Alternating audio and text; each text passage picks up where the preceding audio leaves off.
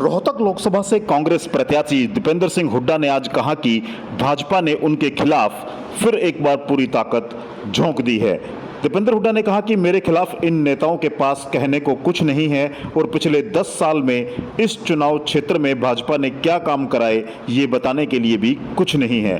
दीपेंद्र हुड्डा ने बताया कि उनके खिलाफ न केवल भाजपा के मौजूदा अध्यक्ष जेपी नड्डा मैदान में उतरे, बल्कि भाजपा के तीनों पूर्व अध्यक्ष व केंद्रीय मंत्रियों की फौज, जिनमें गृह मंत्री अमित शाह, रक्षा मंत्री राजनाथ सिंह, परिवहन मंत्री नितिन गडकरी भी अब तक दीपेंद्र हुड्डा के खिलाफ जनसभाएं कर चुके हैं।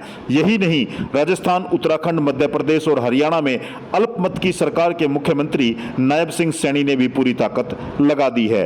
और तो और बची खुची कसर लगते हल्के गोहाना में प्रधानमंत्री नरेंद्र मोदी ने जनसभा करके कसर पूरी कर दी है। दीपेंद्र हुड्डा ने आज एक दिन में 36 गांवों में जनसभा को संबोधित किया, जो कि अपने आप में एक रिकॉर्ड है।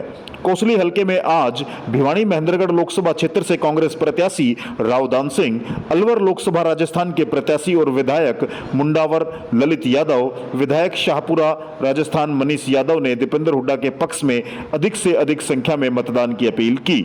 इस अवसर पर पूर्व मंत्री जसवंत बावल अपने अनेक समर्थकों के साथ बीजेपी छोड़कर कांग्रेस में शामिल हुए। उन्होंने कहा कि दक्षिण हरियाणा के पूरा इलाका हमेशा से सैनिकों की खान रहा है। बीजेपी सरकार की अग्निपथ योजना से सबसे ज्यादा नुकसान इसी इलाके को हुआ है। दीपेंद्र हुड्डा ने कहा कि फौजियों की खान माने जाने वाले इस इलाके में अग्निपथ योजना ने बेरोजगारी की फौज खड़ी कर दी। ये ऐसा इलाका है जहां फौज में भर्ती होना गौरव की बात मानी जाती है। यहां हर घर में फौजी है। यहां के हर गांव में किसी ने अपनी शहादत दी है।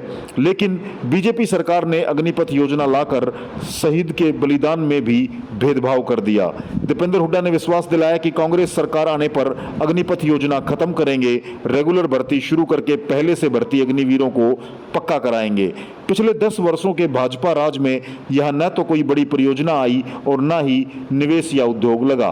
दीपेंद्र हुड्डा ने यह भी कहा कि कांग्रेस सरकार बनने पर क्षेत्र के युवाओं के लिए आईएमटी मानेसर की तर्ज पर कोसली में औद्योगिक क्षेत्र स्थापित होगा, ताकि क्षेत्र के युवाओं को रोजगार मिले। दीपेंद्र हुड्डा ने कांग्रेस सरकार आने पर सेना में अहीर रेजिमेंट के गठन का प्रस्ताव रखने की बात कही।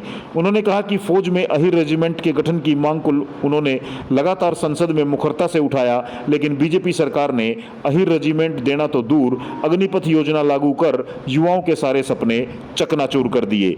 दीपेंद्र हुड्डा ने कांग्रेस के न्याय पत्र की गारंटियों को बताते हुए कहा कि कांग्रेस सरकार बनने पर महालक्ष्मी योजना के तहत हर गरीब परिवार की एक महिला को साल में 1 लाख रुपए देंगे। उन्होंने आगे कहा कि बेरोजगारी का संकट कम करने के लिए कांग्रेस सरकार बनने पर भर्ती भरोसा के तहत समयबद्ध तरीके से कैलेंडर के अनुसार केंद्र में खाली पड़े 30 लाख सरकारी पदों पर भर्ती करेंगे। हरियाणा में 2 लाख से ज्यादा युवाओं को खाली पड़े सरकारी पदों पर समयबद्ध पक्की भर्ती करेंगे। किसानों को एमएसपी की गारंटी और कर्ज से मुक्ति दी जाएगी।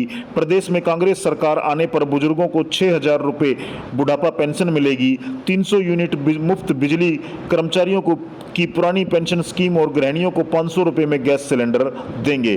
गरीब परिवारों के लिए 100 गज के मुफ्त प्लॉट योजना लागू कर उस पर 3.5 लाख रुपए की लागत से 2 कमरे का मकान देंगे। सांसद दीपेंद्र हुड्डा ने आज कोसली हल्के के गांव बोडिया, कमालपुर, मंडिया खुर्द, रसूली, ढोकिया, बिहारीपुर, हल्लूएड़ा, बरेली खुर्द, बेरली कला, गुसेलपुर, जाटूसाना, ढाणी, जाटूसाना, कतोपुरी, बोतवास, बोंदू, बाबडोली, नांगल, पठानी, मुरलीपुर, गुडियानी, गाजी गोपालपुर, भूरियावास, सुरखपुर समेत अनेक गांवों का दौरा किया और तूफानी प्रचार करते हुए कांग्रेस के पक्ष में मतदान की अपील की। दीपेंद्र हुड्डा के इस रोड शो के दौरान और चुनावी चर्चाओं के दौरान भारी भीड़ उमड़ पड़ी। जगह जगह दीपेंद्र हुड्डा का पगड़ी बांधकर वह शक्ति की प्रतीक चिन्ह भेंटकर दीपेंद्र हुड्डा को सम्मानित किया गया। बड़ी संख्या में महिलाएं भी दीपेंद्र हुड्डा को सुनने के लिए कोसली क्षेत्र के अनेक गांवों में पहुंची और युवाओं द्वारा दीपेंद्र हुड्डा का जोरदार स्वागत व अभिनंदन किया गया।